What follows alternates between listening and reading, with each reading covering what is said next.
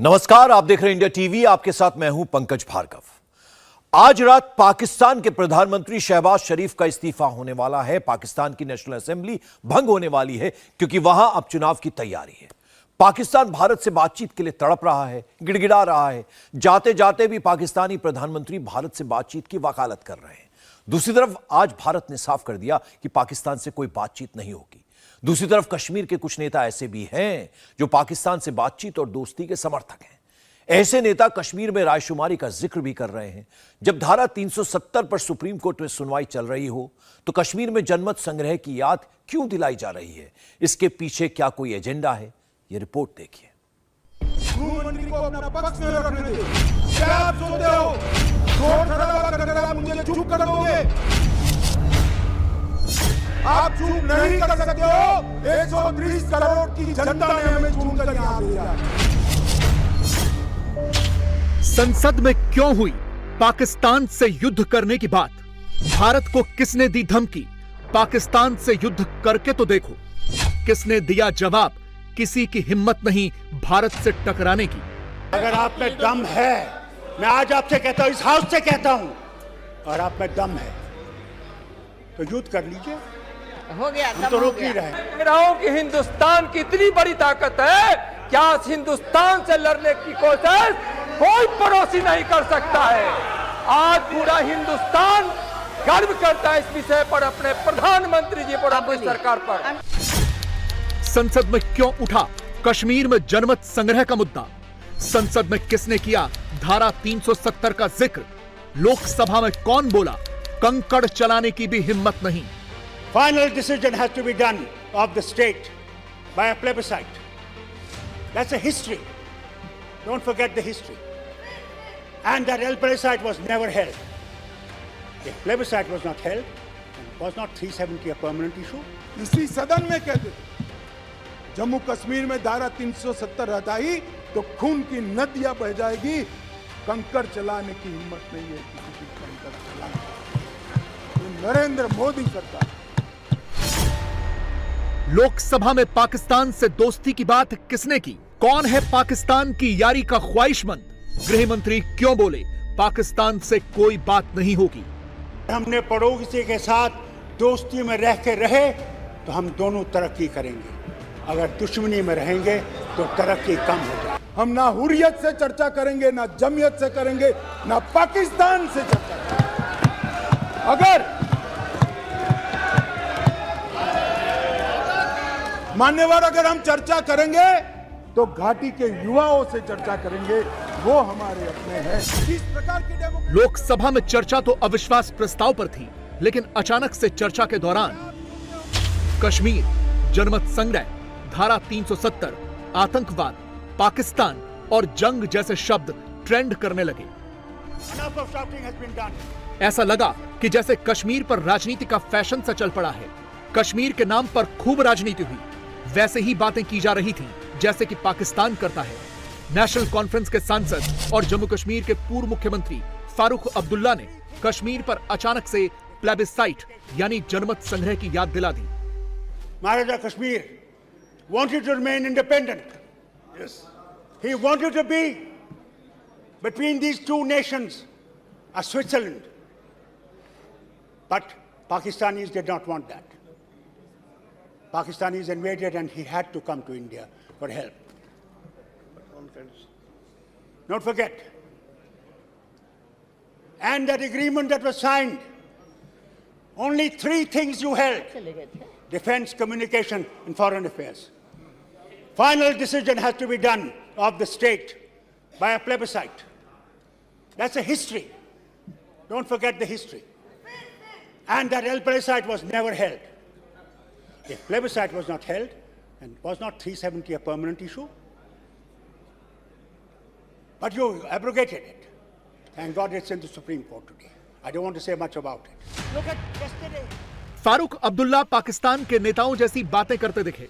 पाकिस्तान के नेता पीओके में जाकर अक्सर वहां रायशुमारी की बात करते हैं और कश्मीर के लोगों को गुमराह करते हैं।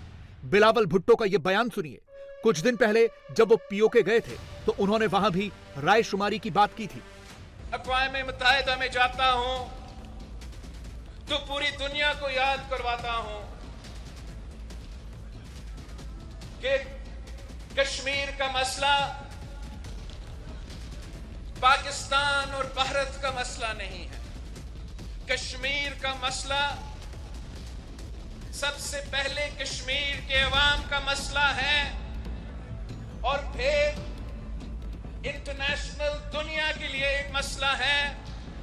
और वो इसलिए कि इसी अक़वाम मुत्तहिदा के करारदादों की वजह से पूरी दुनिया तस्लीम कर चुकी है कि कश्मीर का मसला इंटरनेशनल मसला है, डिस्प्यूटेड टेरिटरी है।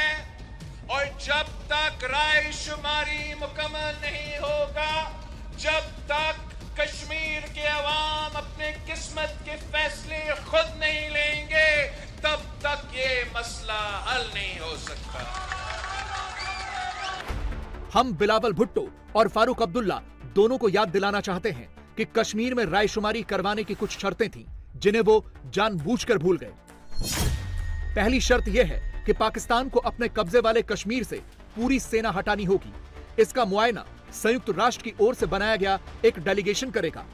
पीओके से सेना हटाए जाने को जब यूएनएससी प्रमाणित करेगा, तभी दूसरे प्रस्ताव की ओर बढ़ेंगे। फिर दूसरा प्रस्ताव है कि भारत को भी कश्मीर से सेना हटानी होगी। और तीसरा प्रस्ताव है कि भारत पाकिस्तान के सेना हटाने के बाद संयुक्त राष्ट्र का डेलीगेशन स्थिति का मुआयना करेगा। सब कुछ सही पाए जाने पर ही जनमत संग्रह यानी रायशुमारी की प्रक्रिया शुरू होगी। अगर इनमें से एक भी शर्त का उल्लंघन किया जाता है तो जनमत संग्रह नहीं कराया जाएगा। संसद में यही बात आज फारूक अब्दुल्ला को पूर्व आर्मी चीफ और बीजेपी सांसद वीके सिंह ने भी याद दिलाई। फारूक साहब, प्लेबिसाइट इसलिए नहीं हुआ कि एक उस पर शर्त थी कि और वो शर्त थी कि पाकिस्तान अपनी सेनाओं को पीओके से हटाएगा 10 साल के बाद जब आपका एडमिनिस्ट्रेशन होगा। वो शर्त थी। So let us not talk of plebiscite that it was not held. The शर्त जब पूरी नहीं हुई तो नहीं हो सकता। कश्मीर की हकीकत यह है कि वो भारत का अभिन्न अंग है और वो भारत पाकिस्तान के बीच द्विपक्षीय मुद्दा है। उस पर संयुक्त राष्ट्र का रायशुमारी जैसा कोई क्लेम नहीं बनता। ये बात तो अब पाकिस्तानी एक्सपर्ट भी मानने लगे हैं। पता नहीं कश्मीर के नेता कब मानेंगे। कश्मीर का डिस्प्यूट तो एक्चुअली इंडिया लेके गया था वहां पे, और जो रेजोल्यूशंस है ना कश्मीर के, वो अंडर चैप्टर 6 हैं, which only says that the United Nations will facilitate peaceful resolution of Kashmir. It has no other authority. अगर चैप्टर 7 के अंडर हो तो फिर सिक्योरिटी काउंसिल की ड्यूटी होती है कि वो जाके उसको रिजॉल्व करे। वो तो है नहीं। तो शुरू से इसमें सिर्फ फैसिलिटेटर यूनाइटेड नेशंस हो सकता है, लेकिन फैसिलिटेट किसके दरमियान? इंडिया और पाकिस्तान की निगोशिएशंस के दरमियान। तो अगर वही दोनों निगोशिएट नहीं कर दे तो UN has no role to play.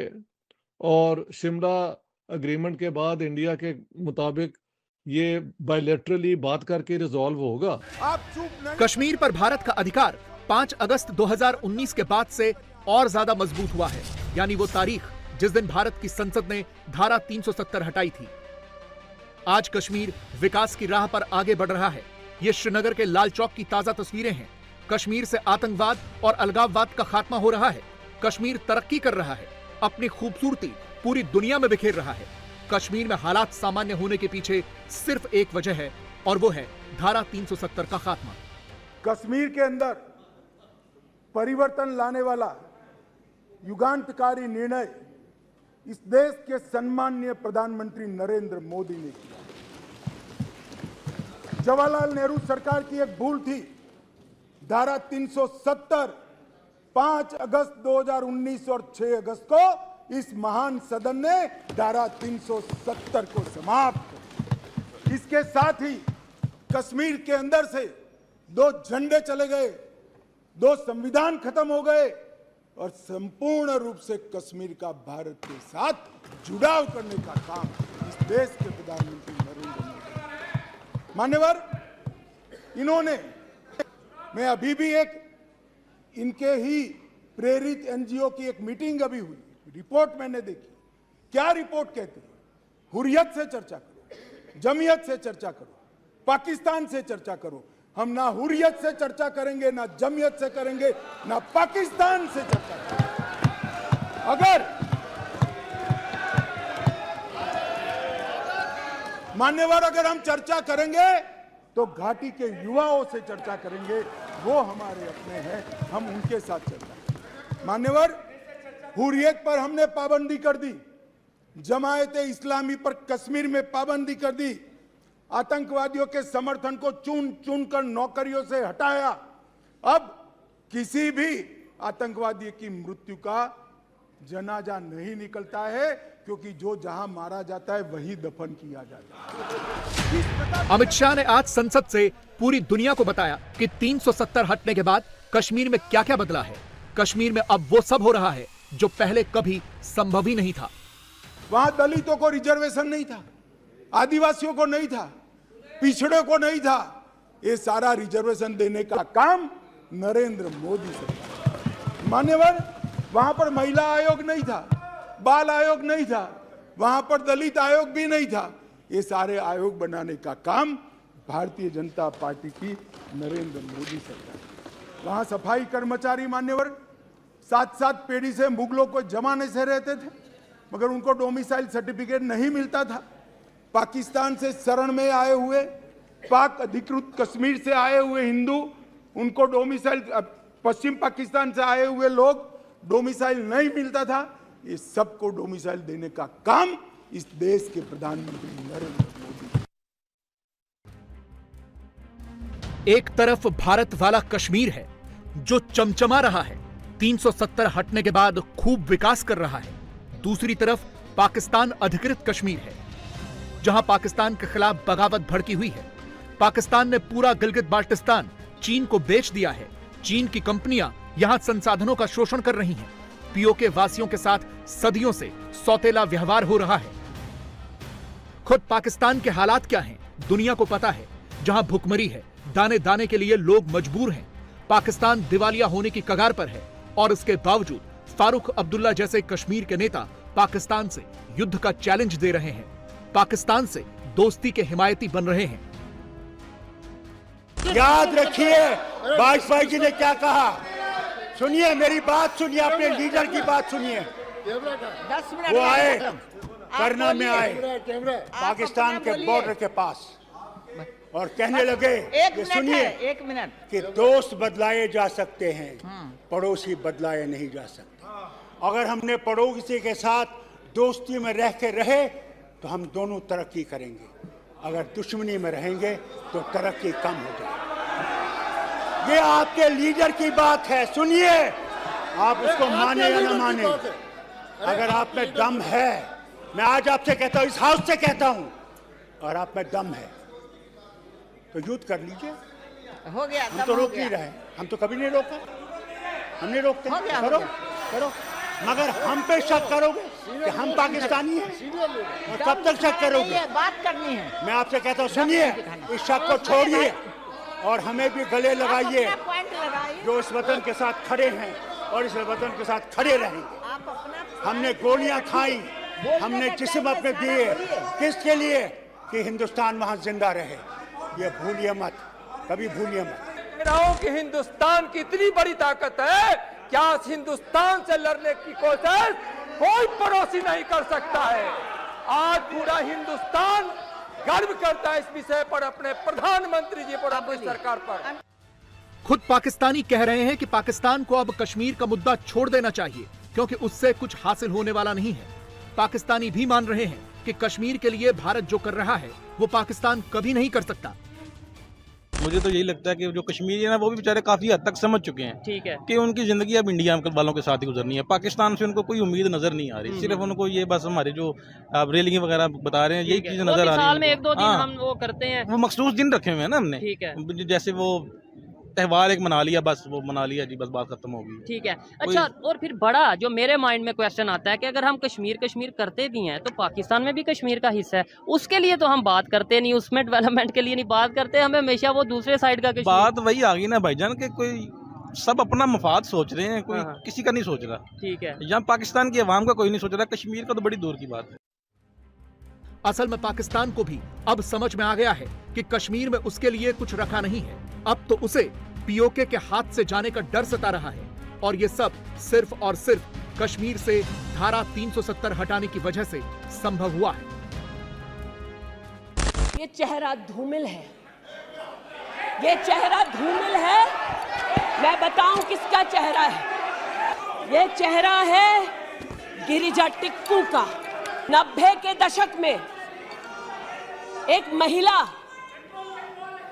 University में अपना पेचेक लेने जाती है, बस से घर लौटने का प्रयास करती है। उसको 5 मर्द बस से खींचकर टैक्सी में ले जाते हैं, बलात्कार करते हैं और फिर आरी से उसका बदन काट देते हैं। जिन वादियों को हिंदुस्तान ने खून से सना देखा है, जिन वादियों में गोलियों की आवाजें हर दिन सुनाई देती थी, जब ये उन वादियों में गए तो जैसे कश्मीरी कहते हैं शीन जंग कर रहे थे, बर्फ के गोलों के साथ अपने के किसी परिजन के साथ खेल रहे थे। अध्यक्ष महोदय, ये तब संभव हुआ जब प्रधानमंत्री मोदी ने धारा 370 हटाई। ये यात्रा में गए और यात्रा में क्या आश्वासन दिया कि अगर इनका बस चले तो धारा 370 ये पुनः स्थापित कर दे। धारा 370 की वजह से कश्मीर की बेटियों को दहेज के लिए अगर प्रताड़ित किया जाता था तो वहां की बेटियों के पास कानून का सहारा नहीं था, क्योंकि इन्होंने धारा 370 लगाई। एक दौर कश्मीर में यह भी था जब हर रोज पत्थर चला करते थे। पाकिस्तान में इन तस्वीरों का लाइव प्रसारण होता था और फिर पाकिस्तान इन्हीं तस्वीरों के दम पर दुनिया भर में प्रोपेगेंडा करता था। अब 370 हटने के बाद कश्मीर में शांति है, अलगाववाद और आतंकवाद खात्मे की ओर है। 9 साल की दोनों के तुलनात्मक में आतंकवाद की कुल घटनाओं में मान्यवर 68% की कटौती हो चुकी है। मान्यवर कुल मौतें सिक्योरिटी और नागरिक की दोनों मिलाकर 72% की कमी हुई है और नागरिकों की मौतों, सिर्फ नागरिकों की मौतों में 82% की कमी हुई है। मान्यवर सिक्योरिटी फोर्स की मौतों में 56% कमी हुई है और स्टोन पेल्टिंग करने की किसी की हिम्मत नहीं है। मान्यवर इसी सदन में कहते थे जम्मू कश्मीर में धारा 370 हटाई तो खून की नदियां बह जाएगी, कंकड़ चलाने की हिम्मत नहीं है किसी की कंकड़ चलाने। ये नरेंद्र मोदी सरकार, और इसलिए मैं कहता हूं आपको भले अविश्वास हो, जनता को तो विश्वास। पाकिस्तानियों को जब कश्मीर की ऐसी तस्वीरें दिखती हैं तो उन्हें हैरानी होती है। ये एक अरब सोशल मीडिया इन्फ्लुएंसर अमजद ताहा है, जिनका ये वीडियो पाकिस्तान में खूब वायरल हो रहा है। अमजद ताहा कश्मीर की वादियों में घूम रहे हैं और कश्मीर को धरती का स्वर्ग बता रहे हैं। वो कश्मीर का विकास देखकर हैरान हैं, इसीलिए उन्होंने इसे इंडियन कश्मीर लिखा है। हकीकत यही है कि कश्मीर का भविष्य सिर्फ और सिर्फ भारत के साथ ही है और इसीलिए अब पाकिस्तानियों की भी सोच बदल रही है। कश्मीर को फायदा हुआ है। पहले जो हुकूमतें थी वो अपने तक की रिसोर्सेज रख लेती थी और लोगों तक नहीं था पहुंचता। अब उनकी छुट्टी हो गई है और गवर्नमेंट का, इंडियन गवर्नमेंट का और कश्मीरी अवाम का डायरेक्ट रिश्ता बन गया है। बात यह है कि आर्टिकल 370 को रिमूव करना या ना करना ये इंडिया की इंटरनल एक डिसीजन थी। लाइन ऑफ कंट्रोल जो इंडिया और पाकिस्तान को, कश्मीर को डिवाइड करता है, वो तो उन्होंने वायलेट नहीं ना की। तो I don't know what is Pakistan problem. I don't understand कि इनको उस पर क्या इतराज है। कश्मीरियों को इतराज है तो सुप्रीम कोर्ट ऑफ इंडिया में ये केस अभी भी चल रहा है और जब उनकी डिसीजन आ जाएगी तो ये बात भी क्लियर हो जाएगी कि वहाँ पे क्या पोजीशन है इसके ऊपर। इंडिया की तरफ जैसे खबरें आ रही हैं बहुत तरक्की हो रही है, कश्मीर में भी। हमारा तो दिवाली है, जब सारे पाकिस्तान का सत्यानाश है तो कश्मीर में हमने कौन सा वो जाके तो वो मार्का मार देना है। हकीकत यह है कि कश्मीर में बहुत कुछ बदल रहा है। 370 हटने के बाद हालात सामान्य हुए तो शांति लौटी और इसीलिए कश्मीर में लगातार टूरिज्म बढ़ रहा है। इसके अलावा और भी बहुत कुछ पिछले 3 दशकों में पहली बार हो रहा है। पूरी लिस्ट आज गृह मंत्री ने दुनिया को बताई। 2022 में 1,80,00,000 टूरिस्ट जम्मू कश्मीर गए हैं एक साल। 1,80,00,000। मान्यवर, अरे बैठ जाओ यार, बैठ जाओ। मान्यवर, 33 साल के बाद थिएटर चालू हुआ है, नरेंद्र मोदी के शासन में चालू हुआ। 33 साल के बाद नाइट शो चालू हुआ है, नरेंद्र मोदी के शासन में चालू हुआ। 33 साल के बाद शिकाराओं की स्पर्धा चालू हो गई, बंद कर दी थी, चालू हुई है नरेंद्र मोदी। 33 साल से, दानिश अली सुन ले, 33 साल से मोहर्रम बंद था, पहली बार नरेंद्र मोदी सरकार में मोहर्रम चालू हुआ। इंडिया टीवी हर वक्त हर जगह डाउनलोड करने के लिए सर्च करें India TV news Google play store या ऐप स्टोर पर।